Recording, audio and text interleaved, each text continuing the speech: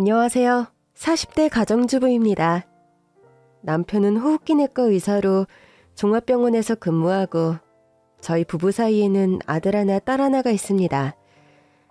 아들은 지금 일본에 유학 중이고 딸은 남편의 뒤를 이어 의대에 다니고 있어요.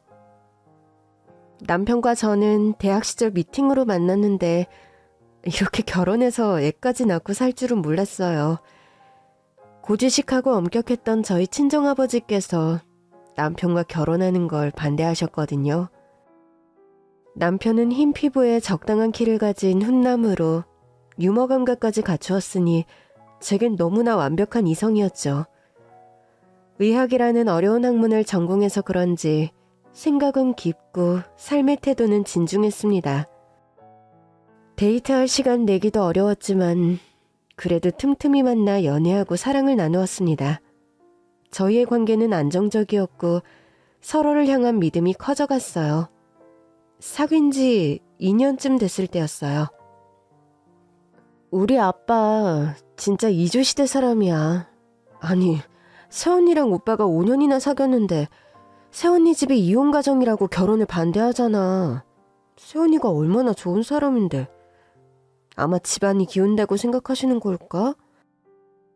아무튼 평범한 집안과 결혼했으면 좋겠다면서 반대하는데 진짜 이해가 안 가. 지금 오빠는 단식 투쟁하고 난리가 났어. 민기 씨, 표정이 왜 그래? 갑자기 얼굴에 먹구름 가득인데? 왜? 어디 아파? 아니지, 수연아. 나 진즉 말하려고 했는데 아버님 이야기 들으니까 나도 걱정이 된다. 자기가 왜? 사위가 의사라면 버선발로 뛰어나오실 양반인데? 게다가 자기 사돈이 돈 많은 건물주인데? 겁날 게 뭐 있어. 오히려 우리가 눈치 봐야 하는 거 아니야? 왜, 뭔데? 왜 그렇게 수심이 가득해? 실은 우리 집도 재혼 가정이야. 어? 내가 4학년 때 친어머니가 돌아가시고 6학년 때 지금의 어머니가 오셨어. 진짜? 그럼 동생들은? 걔들도 의붓 형제야. 어머니가 데리고 오신 남매. 남편이 처음으로 꺼내놓은 이야기에 적잖이 충격을 먹었습니다. 그도 그럴 것이 저는 시어머니를 종종 찾아뵙고 왕래했던 터라 그런 사실을 전혀 짐작조차 못했거든요. 남편의 카톡 프로필 사진에도 어머니와 같이 놀러간 사진이 많았고 누가 봐도 남편과 시어머니는 다정한 모자지간으로 서로를 애틋하게 여겼습니다. 꿈에도 몰랐어. 자기 어머니가 친어머니가 아니라 계모였던 거야?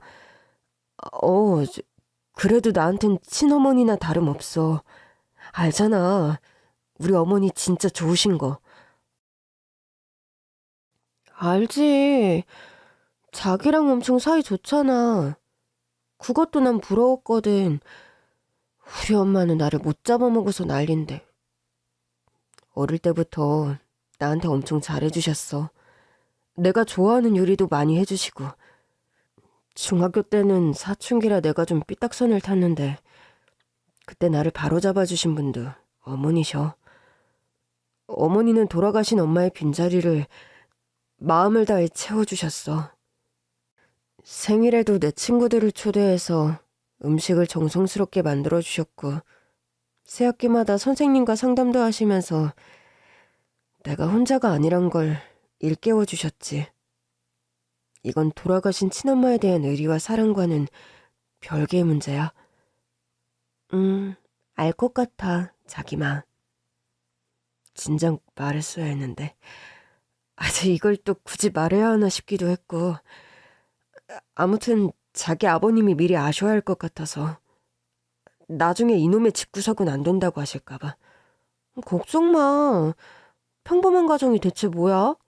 한 집 건너 이혼 가정이고 두 집 건너 재혼 가정이야. 이런 나라에서 평범한 집안을 따지는 우리 아빠가 너무 구닥다리 노인네라서 미안해.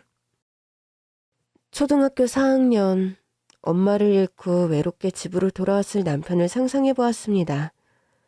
학교에서 돌아와 책가방을 내던지고 응석 부릴 엄마를 찾아도 없고 생일이라고 미역국을 끓여주는 엄마도 없는 어린 시절 남편의 시간.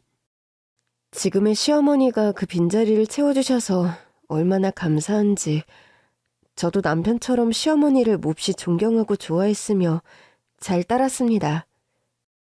어머니, 강욱 씨는 어릴 때는 어땠어요? 엄청 착한 아들이었죠? 그죠? 글쎄, 착한 아들이기도 하고 아주 못된 아들이기도 했지. 그치, 아들? 엄마, 쉿! 뭔데요, 어머니? 들려주세요. 민기 씨 이야기 너무 궁금해요. 아들, 괜찮지? 민기가 한때 중2병에 걸려서 이유 없는 반항을 지독하게 할 때가 있었단다. 내가 말을 걸면 들은 채도 안 하고 무시하면서 나를 유령 취급하더니 급기야 가출을 했지 뭐냐? 와, 반항아 이미지는 아닌데, 그죠?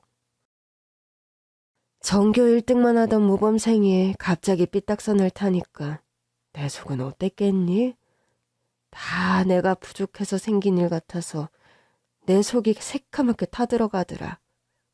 매일 반성하고 어떻게 하면 아들과 친해질까 연구하고 반 친구들 찾아다니면서 수소문하고 독서실에 숨어 있다는 걸 알았지. 독서실로 매일 도시락하고 새 속옷과 양말을 가져다 줬어. 날 안 보려고 하니 독서실 사감한테 부탁하기도 하고 그때 손편지를 썼지. 그리고 데리러 갔는데 어쩐 일인지 순순히 따라오더라. 그 다음부터 착한 아들로 자랐지. 민기 씨, 중2 때 왜 그랬어? 이유 없는 반항이었지 뭐. 한창 그런 나이잖아. 뭔가 참을 수 없는 화가 내 안에서 불타오르는 거. 그래도 어머니가 독서실로 데리러 와서 좋았지? 가출하고 불편해서 집에 들어가고 싶었는데 다행히 엄마가 데리러 오셨더라고. 못 이기는 척하고 얼른 들어왔지. 그 이후로 더 서로를 믿고 의지하는 모자가 되었다고 해요. 그럼에도 아빠는 역시나 사돈 집안을 따지면서 이 결혼 반댈세. 정색하고 반대했지만 새언니 결혼권으로 홍역을 세게 앓았던 엄마와 오빠가 무조건 제 편을 들어주고 저까지 단식 투쟁을 벌여서 결국 아빠의 승낙을 얻어내었습니다. 4년 연애를 하고 마침내 상견례를 하던 날 피는 물보다 진하다는 말이 실감났어요.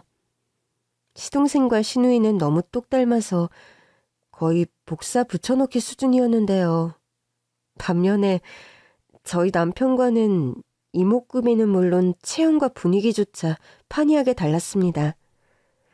싹싹하신 시어머니와 달리 시동생과 시누이는 예의상 목례만 겨우 하고 입도 번긋하지 않더군요. 원래 과묵한 건지 그 자리가 못마땅한 건지 알 수가 없었습니다. 저희 아빠도 어색한 미소로 앉아 계셨고 그 자리는 주로 시어머니와 저희 엄마가 대화를 주도하셨어요. 사부인, 만나 뵙게 되어서 반갑습니다. 아드님이 누구를 닮아서 인물이 좋은가 했더니 사부인을 닮아서 인물이 훤하네요. 그런가요? 아이들 인연으로 시작해서 사돈댁과 이렇게 큰 인연을 맺게 됐네요. 이렇게 만나 뵈니 너무 좋으신 분들이라 더 마음이 놓입니다. 제 딸이 아드님과 비교해서 많이 부족하고 모자랄 수도 있을 거예요. 부족한 부분이 보이면 이해해 주시면 고맙겠습니다. 아유, 무슨 말씀을요. 요즘 애들 같지 않게 상대 위하고 배려하는 마음이 너무 예쁜 예비 며느리인데요. 아드님한테 비할 바가 아니죠. 그 어려운 학문을 공부했는데도 심성까지 좋으니 얼마나 자랑스러우세요. 제가 한 게 뭐 있나요? 저 녀석이 다 알아서 했죠. 사실 제 아들이지만 참 대견합니다. 왜 남을 이기는 것보다 자기 자신을 이기는 게 더 어렵다고 하잖아요. 자기와의 싸움에서 자기 계획대로 밀어붙이는 강한 아이예요. 정말 뭐든 잘 해낼 아이죠. 사부인, 의사 사위 보려면 열쇠 3개는 기본이라죠? 아드님 앞길은 저희가 적극 지지하겠습니다. 아이고, 사부인, 그런 말씀 마셔요. 강욱이 혼자서도 잘하는 능력남이고요. 마침 저희 건물 3층이 비어서 거기 신혼살림 차리기에 딱 안성맞춤이거든요. 애들 돈 모을 때까지 거기서 살면 어떨까 싶고 차도 새 차나 다름없고요. 결혼 준비도 우리 가볍게 하시죠. 시어머니는 사업가답게 시원시원하셨습니다. 남편은 친어머니를 닮았는지 외모도 성격도 시아버지와 사뭇 달랐어요. 시아버지는 섬세하고 감수성이 풍부한 시인이셨어요. 시아버지가 향유하는 꿈과 낭만의 세계, 경제적 활동과 재테크란 단어는 어울리지 않았죠. 모든 죽어가는 것들을 사랑하는 가난한 시인과 부동산 투자에 안목 있는 여성 사업가의 재혼이 낯선 조합인 듯 보였지만 두 분의 금술은 아주 좋았습니다. 너희 아버지가 초등학교 때부터 남달랐다니까? 아픈 친구들 있으면 업어서 양호실에도 데려가주고 성적 안 좋은 애들 공부도 가르쳐줬지. 칠판에 글씨는 또 얼마나 잘 썼게? 글씨체가 반듯반듯한 게 아주 명필이었어. 당번이 지우개로 지우는 게 아까울 정도로 작품이었는데. 그때부터 아버님을 좋아하신 거네요? 글쎄, 그냥 참 좋은 애다, 이 정도였지. 이성적인 감정은 없었다, 얘. 나중에 다 늙어서 호랍이 과부로 만나고 보니 점점 든든하고 믿음직한 게 느껴진 거지. 게다가 매일같이 시를 써서 보내주는데 나는 그런 게 또 처음이라 마음이 몽글몽글하대. 어머니 아직도 좋으신가 봐요. 아버님 이야기만 나오면 볼이 발그레지셔요. 어머, 그러니? 나도 참 주책이지. 내가 돈 벌 줄만 알았지 정말 다른 데는 관심이 전혀 없었단다. 한창 때는 돈을 어마무시하게 벌어서 금고에 다 넣지도 못할 정도로 많았지. 돈을 쌀자루에 담을 정도였으니까 말 다 했지.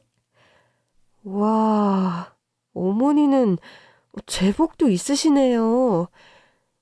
제복인지 박복한 건지 모르겠다. 전 남편을 돕는 입장이었는데 한창 사업이 잘 돼서 일본이며 중국, 동남아 해외 출장이 잦았어. 한 번은 중국 출장을 다녀와서 피곤하다면서 샤워하고 바로 잠자리에 들었는데 그 길로 돌아가셨다니까. 아침에 눈을 떴는데 곤히 자고 있는 줄 알았지. 요단강을 벌써 건너가는지 누가 알았겠냐. 밥 먹으라고 흔들어 깨우는데 쎄한 거야. 이미 이 세상 사람이 아니었지. 그때 어떻게 정신줄을 잡고 살았나 모르겠어. 남편 대신 경영을 도맡아야 하니까 얼마나 무섭던지. 그때 민기가 7살, 민지가 5살이었는데 엄마가 한창 필요할 때 일하느라 사업한다고 바빠서 민기 민지가 갓난아기 때부터 잘 보살피지 못했단다.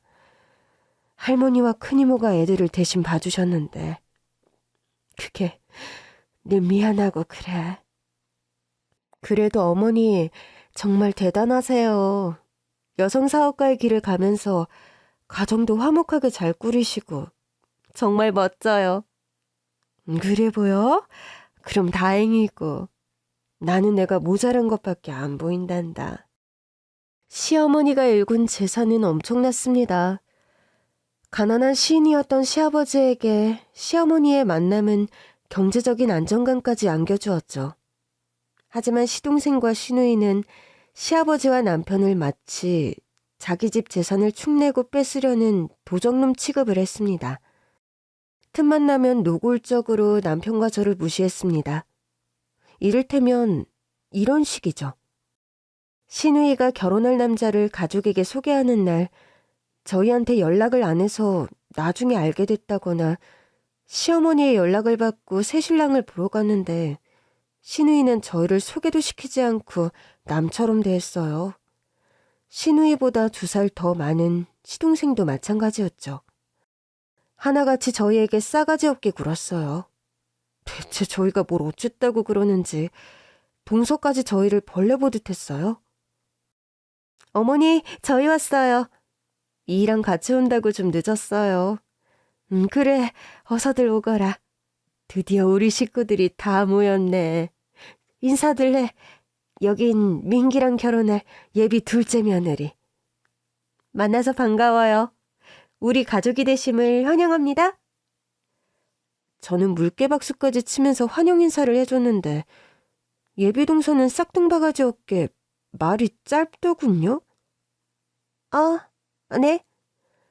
저희 쪽으로 눈길도 주지 않고 눈을 내리깔면서 인사를 받는 태도가 몹시 불량했어요. 시어머니가 분위기를 띄우려고 애를 쓰셨죠.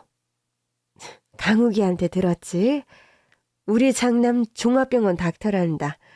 공부도 잘하고 교우관계도 좋고 글짓기상도 많이 받았지. 우리 첫째 며느리는 아주 따뜻한 사람이야. 살림도 얼마나 잘 사는지 몰라? 나는 모니만주부인데 얘는 찐이야, 찐. 어머니, 저 민기 씨 어릴 때 사진 보고 싶어요. 보여주시면 안 돼요? 민기 사진? 갑자기 지금? 네, 어머니. 지금 당장 보고 싶어요. 오늘 저 그거 보려고 엄청 벼르고 왔단 말이에요. 민기 씨가 자기 어릴 때 완전 왕자님이었다면서. 그죠, 민기 씨? 진짜라니까. 유치원 때 여자 원생들 많이 울리고 다녔다니까. 엄마, 맞죠?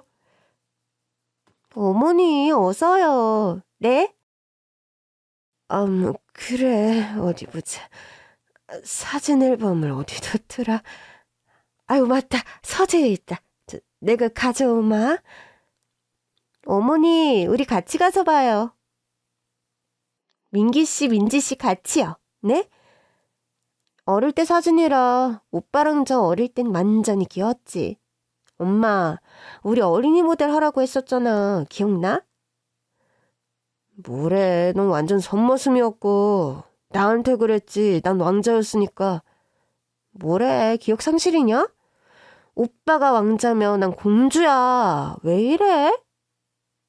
동서가 밀착마크 하듯이 시어머니의 팔짱을 끼고 서재로 향했고 그 뒤를 따라 신우와 시동생 매제까지 모두 서재로 들어갔습니다. 거실에는 덩그러니 시아버지와 남편과 저만 남았어요. 뭐지? 이거 왜 왕따 당하는 느낌적인 느낌? 그러면 우리도 들어가서 같이 볼까? 아니야. 그것도 그림이 좀 그래. 뭔가 불청객이 될 것 같은 기분이야? 아버님, 이것 좀 더 드세요. 대본감이라 진짜 맛있어요. 아니다. 입맛이 별로 없구나. 시아버지는 무한한 듯 헛기침을 몇 번 하시고는 안방으로 들어가셨어요.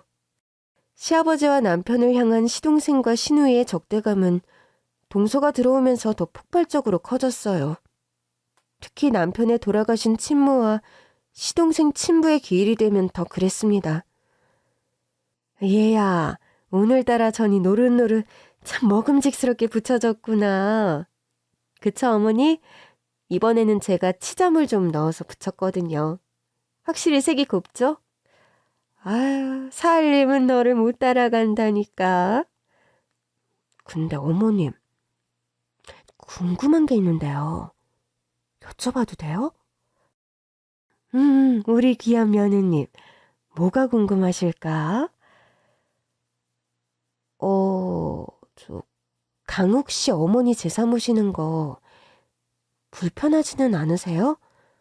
불편할 게 뭐 있나? 우리 민기 낳아주신 고마운 분이잖아. 너희 아버지가 제사를 절에 맡기겠다는 걸 내가 말렸다. 민기 생각하면 당연히 집에서 모셔야지. 안 그러냐? 그럼 도련님 친아버님 제사도 다 같이 지내겠네요? 우리가 같이 살 때부터 암묵적인 약속이 됐지. 근데 민기 결혼하고는 걔들 오늘도 안 온다고 하지? 네, 서방님은 거래처 약속이 있으시고 아가씨는 아기가 감기라서 못 오신대요. 애들이 강욱이 밥만 닮아도 좋으련만. 시동생과 시누이는 결혼을 한 뒤 당연하게 남편의 친어머니 제사에 불참을 했습니다. 하지만 남편과 시아버지는 시동생과 시누이의 친아버지 제사에도 꼬박꼬박 참석을 했어요. 시아버지 입장에서도 자녀들의 친아버지 제사를 나 몰라라 할 수가 없었던 건데 시동생과 시누이 생각은 달랐습니다.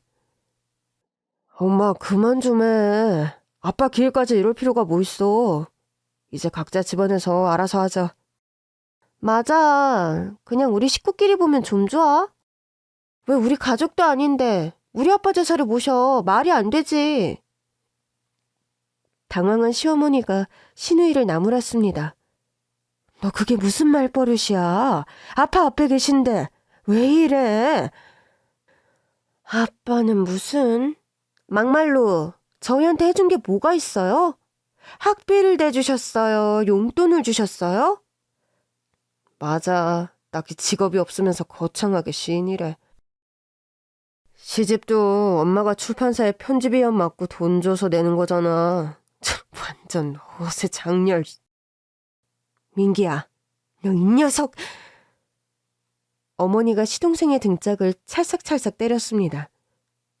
당장 아버지께 무릎 꿇고 잘못했다 사죄드려. 민지도 마찬가지. 내가 부끄러워서 얼굴이 다 화끈거린다. 어서! 아이씨, 내가 뭐 틀린 말 했어? 엄마 계속 이럴 거면 아빠 제사 내가 모시고 갈게요. 자기야, 할 수 있지? 어머, 자기야. 그런 건 미리미리 말을 해줘야지. 너무 갑작스러워서 뭐라고 해야 할지 모르겠네. 할 수 있잖아. 이딴 데서 뭐 어려워. 점 몇 개 굽고 대추 밥 올리고 과일 사고 그럼 되잖아. 정 힘들면 제사 음식 다 주문해. 주문하는 거 좋아하잖아. 응? 여보야, 할 수 있지? 주문하는 거야 내 특기 아니겠어? 껌이지 껌. 나도 오빠네 해서 아빠 제사 모시는 거 찬성. 서로 핏줄도 아닌데 제사 지내는 거 말이 안 된다고 봐. 물론 어떤 속셈으로 제삿날마다 오시는지는 잘 알겠지만요. 민지야, 그건 또 무슨 회기망측한 말이니? 오늘 애들이 단체로 뭘 잘못 먹었나? 왜들 이래? 엄마 몰라서 그래? 엄마 재산 노리고 잘 보이려고 그러는 거잖아. 나는 척 봐도 알겠던데. 엄마는 모른 척 하는 거야. 아님, 그렇게 믿고 싶은 거야? 민지, 말이 심하다. 아버지는 너희들을 친자식처럼 여기시니까 너희 아버지 길에도 참석하시는 거야. 우리 아버지 진심을 아직도 몰라? 정말 답답하다. 맞아요. 서방님 아가씨 말이 지나치세요. 저희 남편 의사 월급 적지 않고요. 아버님도 늘 근검절약하시잖아요. 왜 그런 생각들을 하셨는지 정말 모르겠네요. 갑자기 동서가 끼어들었습니다. 그건 당사자가 아니면 모르는 거 아니에요? 우리 남편도 어린 시절 트라우마 있다고 했거든요. 그치 여보? 말해 뭐해. 우리 엄마가 차별되고 오지게 했잖아. 전교 1등 그게 뭐라고. 저 형 싸고 도는 것도 꼴불견이었어. 만나는 사람마다 자랑질. 지금도 맨날 우리 큰아들 누가 보면 진짜 친아들인 줄 알겠어. 맞아. 큰오빠는 안 그래도 부잔데 왜 자꾸 그 오빠만 챙기는 건데? 화곡동 건물에 큰오빠 집 내준 것도 나중에 거기다가 개인 병원 차려주려는 속셈 아니야? 엄마, 큰오빠 의사라서 돈 많이 벌어. 친자식인 우리나 좀 챙겨. 야, 그래도 너 막내딸이라고 엄마가 변했잖아. 이씨. 뭔 소리야. 난 딸이라고 결혼할 때도 쥐꼬리만큼 해줬는데. 정작 오빠 유학 보내고 가게까지 차려준 건 벌써 까먹으셨나 보지? 어쩔시고. 야, 엄마가 너한테 아파트 한 채에 용돈 통장 하나 준 거 알거든? 진짜 이러는 거 아니다. 그러는 오빠는 엄마가 금싸라기 땅에다가 오빠 가게 내줬잖아. 나는 겨우 허름한 아파트 한 채 주고 땡! 딸이라고 차별하는 거야 뭐야? 엄마, 나 무지 섭섭하고 서운해. 아이고 머리야. 대체 아버지 제삿날에 왜들 이러니? 그깟 돈이 뭐라고 애들이 이래. 여보, 괜찮아? 여보, 나 좀 잡아줘. 쓰러질 것 같아. 그래, 나한테 기대. 시아버지가 시어머니를 부축해서 안방으로 들어가시자 남아있던 저희들은 어색하게 하나둘씩 일어나서 제사상을 정리했습니다. 그 일이 있고 난 뒤 돌아가신 분들의 제사는 각자의 장남이 모시게 됐습니다. 그리고 이듬해 시아버지는 췌장암 진단을 받으셨어요. 그때 저희 부부가 아버님과 동행했었는데 시아버지가 진료실을 나오시면서 나지막한 혼잣말로 시발 욕하시는 걸 들었습니다. 그렇게 점잖고 고상하셨던 시아버지에게도 췌장암 확진은 충격적인 일이었고 시어머니를 비롯한 저희 가족에게도 마찬가지였습니다. 아버님은 남편이 추천하는 명의에게 수술을 하셨는데 안타깝게도 임파선 전이가 되어 3개월 시한부를 선고받으셨죠. 그렇게 3개월 뒤 시아버지는 의사의 선고대로 이 세상을 떠나셨어요. 아버님도 어머님도 저희도 다시 오지 않을 그 3개월을 소중하게 보냈습니다. 시아버지의 빈소는 상주인 남편이 홀로 지켰는데 시동생과 시누이는 아무리 의붓자식이지만 장례식장에 나타나지 않아서 시어머니가 시동생에게 전화를 하셨죠.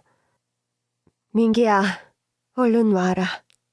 너 이런 식으로 아버지 보내면 엄마 너 다시는 안 봐. 이 말이 무슨 의미인지 알지?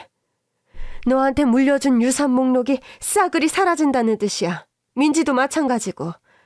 긴 말 안 한다. 당장 안 오면 내 재산 다 포기하는 걸로 알고 있으마. 시어머니의 전화를 받고 시동생과 동서, 신우와 제부가 부랴부랴 도착했고 네 사람이 상복을 갈아입는 모습을 보면서 시어머니는 더 서럽게 우셨습니다. 여보, 민지 왔어요. 당신이 사랑으로 키워준 못난 자식들 절 받아요. 시동생과 시누이가 쭈뼛쭈뼛 나와서 절을 하고 나서 시동생은 벌서는 아이처럼 남편 옆에 서서 문상객들을 맞았습니다. 시한부 선고를 받긴 했지만 너무 이른 이별이었어요. 장례를 치르고 시어머니는 우울증을 심하게 앓으셨어요. 한 번은 저희들을 부르신 뒤 회사 대표 자리에서 물러나시겠다고 하셨죠. 내가 요즘 우울증 약을 먹는데도 별 차도가 없구나. 입맛도 없고 잠도 안 오고 아무런 의욕이 없어. 그래서 회사를 다른 사람에게 맡기려고 하는데 너희들 생각은 어떠냐? 엄마, 나한테 물려줘야지. 나 유학 가서 경영 공부하고 왔잖아. 오빠, 양심에 개털난 소리 할래? 2년제 대학도 못 들어가서 저 멀리 호주 대학에서 학위 따신 분이 염치도 없다. 오빠, 게다가 오빠가 사업한다고 손댔다가 말아먹은 게 얼마냐? 진짜 오빠도 참 뻔뻔해. 야, 이게 어디서 건방지게. 우리 아빠 회사잖아. 아빠 장남이 내가 물려받는 게 수순이지. 왜 다른 사람에게 맡겨? 서운해하지 마. 다 회사를 위한 결정이야. 전문 경영인이 회사를 운영하고 주식 지분은 그대로 갖고 있을 거야. 첫째 생각은 어때? 저야 회사 경영에 대해선 잘 몰라서 어떤 선택이든 어떤 결정이든 어머니 편하신 대로 하면 좋습니다. 그럼 엄마, 회사 판도는 뭐 할 건데? 엄마 세계 일주라도 떠나시려고? 아직 아무런 계획은 없다. 그냥 좀 쉬고 싶구나. 우울증에 걸려 집에만 머물려는 시어머니를 위해서 저는 종종 시어머니와 시간을 같이 보냈어요. 남편의 간곡한 부탁이 있었거든요. 그런데 시동생 내외와 신우는 시댁을 방문하는 저를 아주 고깝게 생각했어요. 형님, 돈이 좋긴 한가 봐요. 벌써부터 어머니 옆에 딱 붙어서 떨어지지를 않으니 누가 보면 어머니 껌딱지인 줄 알겠어요. 동서, 무슨 말을 그렇게 해? 어머니 혼자 두면 우울증이 더 악화된다고 그랬잖아. 잘 아는 사람이 왜 그래? 그러니까 형수님 말은 형님이 지시했다 이거네. 엄마 옆에 딱 붙어서 점수를 따시겠다. 이런 걸 부창부수라고 하는 건가? 서방님, 말이 심하시네요. 어머니 찾아뵙는 것도 어디 눈치가 보여서 하겠어요? 언니가 저희 눈치 본다는 거, 그게 더 수상하다. 그니까 흑심이 있는 건 인정하는 거네요? 그죠? 아가씨, 제발요. 서방님도요. 어머님 걱정 안 되세요? 언니, 우리 엄마는 저희가 돌봐요. 피 한 방울 안 섞인 큰오빠가 나설 거리가 아니다. 이 말씀이에요. 저희 부부의 진심을 왜곡하고 곡해하는 시동생 내외와 시누이가 얄밉기도 했고 짜증도 났어요. 그래서 한 2주일 정도 일부러 보란듯이 어머님 댁의 발길을 끊었어요. 그런데 하필 그때 시어머니가 쓰러진 거예요. 전에도 불면증에 며칠 잘 드시지도 않고 저혈당까지 오셔서 어지러워서 쓰러진 적이 있었는데 이번에는 달랐습니다. 몇 날 며칠 의식을 잃은 어머니는 깨어나실 줄을 몰랐어요. 병원 중환자실에 입원을 하고 매일 쉴 새 없이 정밀 검사를 하는 것만 봐도 시어머니의 병이 꽤 중병이란 걸 알 수 있었습니다. 중환자실은 오전 8시, 저녁 6시 두 번에 한해 가족들 면회가 허락됐는데 처음엔 어머니가 당장이라도 돌아가시는 줄 알고 울고 불면서 면회를 오던 시누이도 차츰 발길이 뜸해졌어요. 시동생 내외는 말할 것도 없고요. 그래도 남편이 병원에 있으니 저는 안심이 됐어요. 2주일 후에야 시어머니는 특실로 옮겨졌는데 그때도 의식은 돌아오지 않으셨어요. 자연스럽게 남편과 제가 시어머니 간병을 전담하게 됐죠. 그럼에도 시어머니는 깨어나지 않으셨고 당신 생신 때까지 병원에 계셨습니다. 언니, 오랜만이에요. 형님, 저도 왔어요. 아가씨, 동서, 어머니 생신 잊지 않으셨네요? 생신만큼은 집에서 보내시길 바랬는데. 그래도 모처럼 가족들이 다 모여서 좋네요. 형수님, 누가 들으면 저희 불효자인 줄 알겠어요. 면회 시간에 못 맞춰서 그렇지. 저희도 집에서 매일매일 엄마 걱정에 밤잠을 설친답니다. 안 그래? 형님, 저희 남편 눈 밑에 다크서클 내려온 거 보이시죠? 저게 다 어머님 걱정해서 그런 거예요. 뭐래? 주말 내내 강원랜드 다녀온 사람이 퍽이나? Shut up, please, 김민지. 언니, 엄마 상태 뭐래요? 큰오빠는 잘할 거 아냐. 저도 잘 몰라요. 남편이 통 말을 안 해줘서. 아직 의식이 없으시고 이 상태가 계속되면 무슨 민간 대체의술을 하는 곳에 가야겠다고 하던데요? 대체의술은 또 뭐야? 그거 돈 수억 드는 거 아니야? 이러다가 엄마 병원비로 탕진하고 우리한테 줄 재산은 줄면 이거 좀 곤란한데? 여보, 어머니 유언장은 작성하셨겠지? 안방 장롱이랑 서재 책상 샅샅이 뒤져봐도 없던데 유언장 못 찾으면 어떡해. 당연히 n분의 1 해야죠. 오빠 50, 나 50. 그래야 공평하지. 뭔 소리야. 네가 한 게 뭐 있다고. 그러는 오빠야말로 집안 망신은 다 시켰으면서. 저기요. 어머니 다 들으세요. 너무들 하시네요. 아저씨. 어차피 오래 살지도 못할 거 빨리 죽지. 왜 이리 명이 길대? 명줄 한번 쇠심줄이다. 이씨. 저는 제 귀를 의심했습니다. 아무리 긴 병이 효자 없다지만 이제 겨우 한 달 병상에 누워 계신 건데 어떻게 자기들이 물려받을 유산 걱정이 나오는지 소름 끼치게 싫었어요.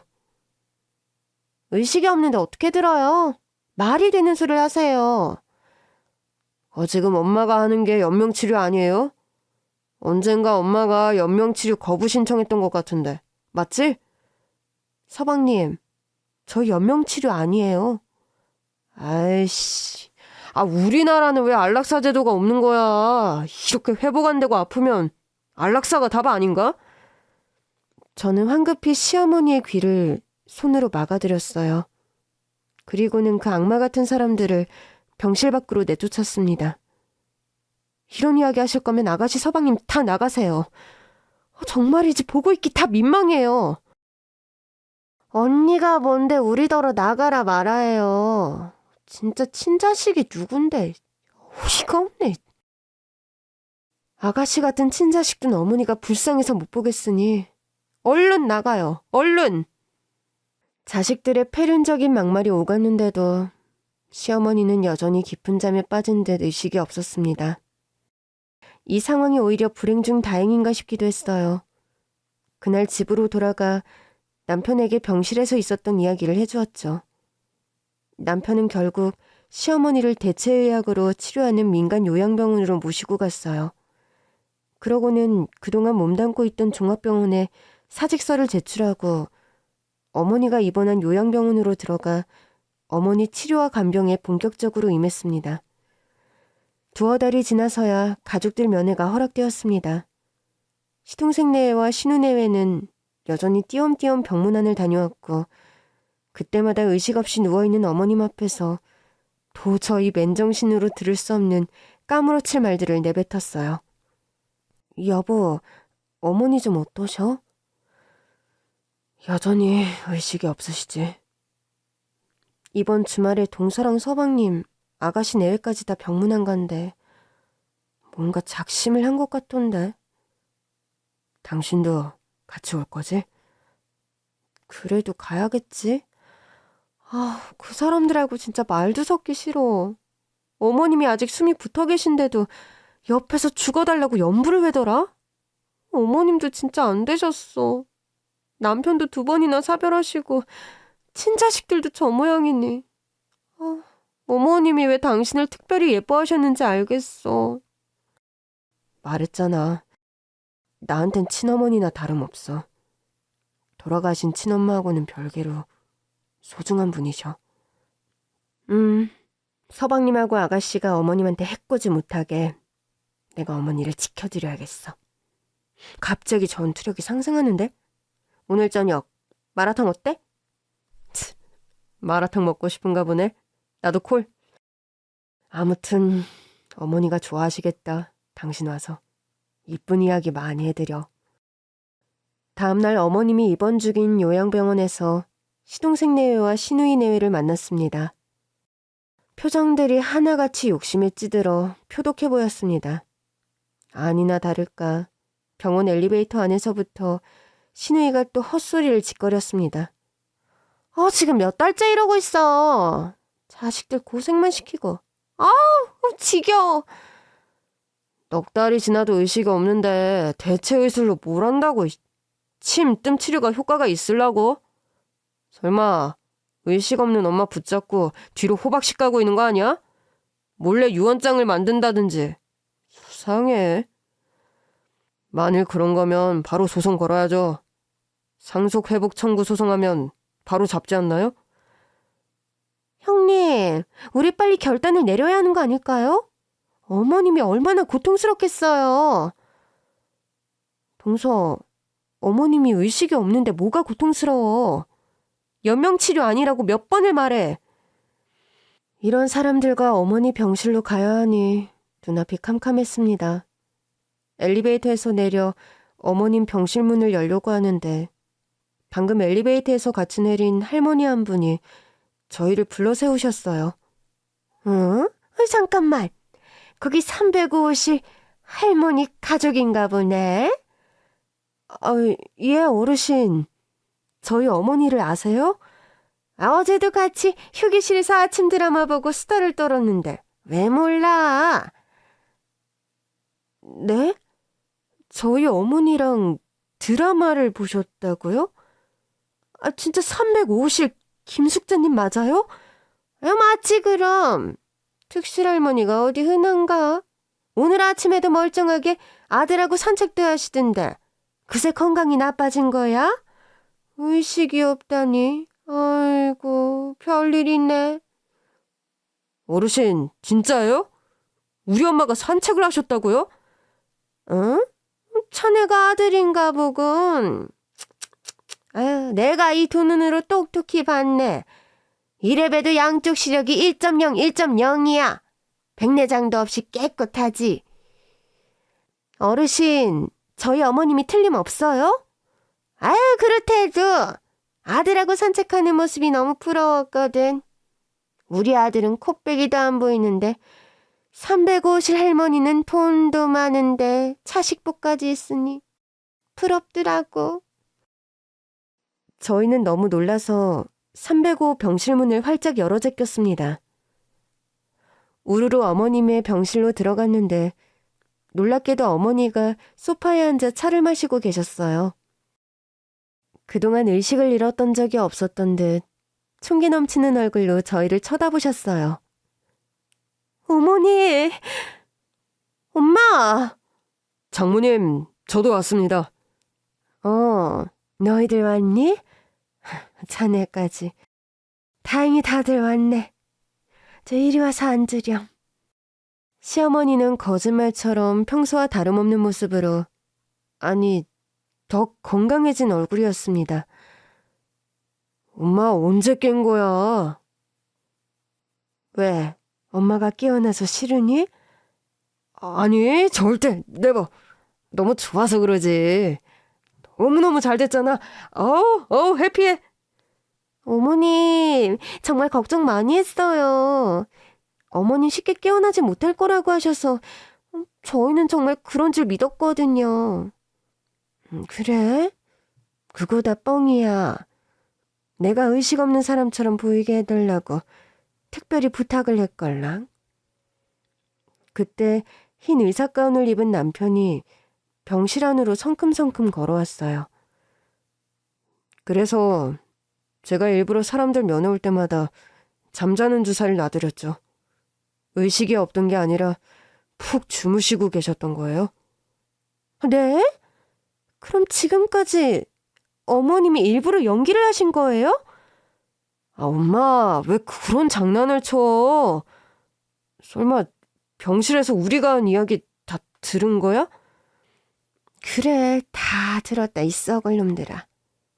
아픈 어미를 한 달도 안 돼 안락사를 시키겠다고 덤벼들어? 내가 니들을 어떡하면 좋을까? 응? 엄마, 오해야, 오해. 엄마가 연명치료로 고통스러워할까봐 너무 걱정돼서 편안하게 해드리려고 그랬던 거야.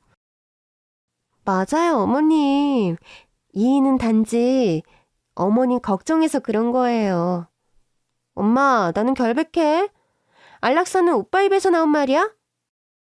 어머님, 저는 금시초문입니다. 시어머니가 노란 서류 봉투를 꺼내놓으며 말씀하셨습니다. 너희들 잊고 있었나 본데 내가 내 재산을 사회에 기부하겠다고 했을 때 너희들 매일 때로 몰려와서 나를 괴롭혔잖니. 엄마, 그건 우리 재산을 지키려고 그런 거지. 막말로 아빠가 남겨주신 유산인데 엄마가 뭔데 마음대로 결정해? 말은 바로 해라. 너희들 아빠 거 아니고 너희 아빠와 내가 같이 일군 회사야. 너희들 하는 꼬락선 일부와 유산을 남기면 칼부림밖에 안 나겠다 싶어서 내린 결단이라고 했지. 그런데도 사회 환원하겠다는 말에 특달같이 찾아와서는 나를 탈달 볶아댔지. 지금도 그때만 생각하면 엄마는 너무 끔찍하다. 생지옥이 따로 없어. 엄마도 입장 바꿔놓고 생각해봐. 당연히 물려받을 거라고 생각했는데 땡전 한 푼 없다고 하니 이걸 받겠어, 안 받겠어? 그게 왜 당연하다고 생각해? 아유, 너희들을 잘못 키운 내가 죄다. 엄마의 빈자리를 돈으로 때우려고 했던 내 죄가 크다.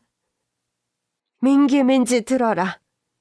지금까지 너희들 손 내밀 때마다 엄마가 모른 척한 적 없었지? 깨진 독에 물 붓듯이 너희들 밑으로 들어간 돈만도 수억이야. 벌써 니들 아파트에 가게까지 내줬잖아. 그거면 충분해. 그것도 못해주는 부모들 많아. 엄마 재산이 수백억인데 꼴랑 아파트 하나로 퉁치면 사람들이 욕해. 어머님, 그건 아내 말이 맞습니다. 너희들 강욱이 아버지 돌아가셨을 때 그러면 안 됐어. 그분이 어떤 분이시니? 내가 일한다고 바빠서 너희를 제대로 돌보지 못했을 때 대학 교수 자리도 마다하고 집안 살림을 사신 분이야. 어린 너희들한테 엄마 대신 엄마 노릇 해주시겠다고 너희들은 기억도 못하겠지만 너희들 아플 때마다 너희를 업고 병원에 뛰어다니셨고 부모가 필요한 자리엔 누구보다 먼저 가서 앉아 계셨어. 그런데도 너희들은 돈 아니면 사람 취급도 하지 않았잖니. 남의 자식을 헌신적으로 양육하면서도 무슨 큰 죄인인 것처럼 남몰래 한숨 짓고 눈물 훔치는 분이셨어. 그분이 너희한테 준 건 아버지의 사랑이었는데 그걸 받을 자격이 없는 후레자식들이었지. 못난 놈들아. 하긴 이게 다 내가 잘못 키운 탓이지. 엄마 너무해. 나도 힘들었어. 엄마가 형이랑 나를 비교하는 그 눈빛 얼마나 힘들었는 줄 알아? 맞아요, 어머니. 저희도 이제 자식들 키우는 입장이라 알죠. 남편이 겪은 서글픔은 아직도 남아있어요. 어머님한테 말을 해봐야 소용이 없으니 입을 닫고 살았죠. 강우가 우리 민기 정신과에 의뢰 좀 해줘. 저 녀석 피해망상이 심하구나. 엄마! 나는 너를 비교한 적이 없는데 네가 그렇게 느꼈다니 그게 바로 피해망상이야. 그럼 아니야? 형은 공부 잘해서 이뻐하고 막내는 딸이라고 편애하고 나만 미워했잖아. 문제아라고. 아이고 가여운 것. 나는 너를 문제아라고 생각한 적이 없다. 너는 자꾸 강욱이랑 비교했다고 하는데 엄마는 강욱이한테 미안한 마음이 많았어. 그때 강욱이가 가출했을 때 사춘기 반항심이라고 했지만 사실은 그게 아니었잖아.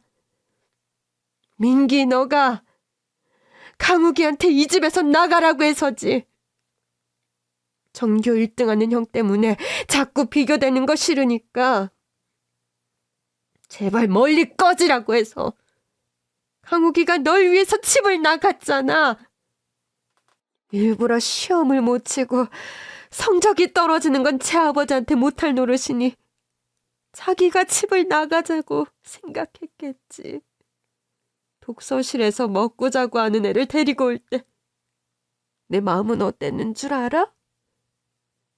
강욱이는 지금까지 단 한 번도 널 원망하는 말을 꺼낸 적이 없다. 그렇게 널 위해주고 아껴주던 사람들의 은혜를 갚지 못할 망정 무시하고 깔봐? 너희가 뭔데? 그깟 재산 좀 있다고 사람을 함부로 무시하고 깔보는 거니? 근데 이 재산도 니들 게 아니잖아. 엄마 재산이야. 왜 내 재산을 너희들 거라고 착각을 하지? 그게 세상의 이치잖아. 엄마, 세상의 법도가 그래요. 부모 재산을 자식이 상속받는 거. 그게 왜 세상의 법도니? 부모 재산이 자식 재산이란 생각, 양반 자식은 양반이라는 것처럼 말도 안 되는 거야. 나도 처음에는 재산을 똑같이 나눠주려고 했다. 그런데 민지 뭘 했니? 똑같이 나눠주는 거 불평등하다고 칼부림 날 정도로 난리를 쳤지. 엄마, 이제 안 그럴게. 잘못했어. 그러니까 그냥 똑같이 나눠주면 안 돼? 이렇게까지 할 필요 없잖아. 장모님, 제 아내 말에 전적으로 동의합니다. 딱 3등분 하셔서 사이좋게 나눠 가지면 되겠습니다. 그건 곤란하네.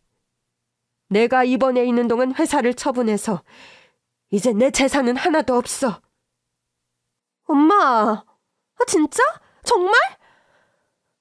내가 왜 의식 없는 척 병원에 누워 있었겠니? 그동안 모든 재산을 기부해서 복지법인을 만들었고 강욱이를 이사장에 앉혔다. 그 작업하는데 시간이 걸렸던 거야.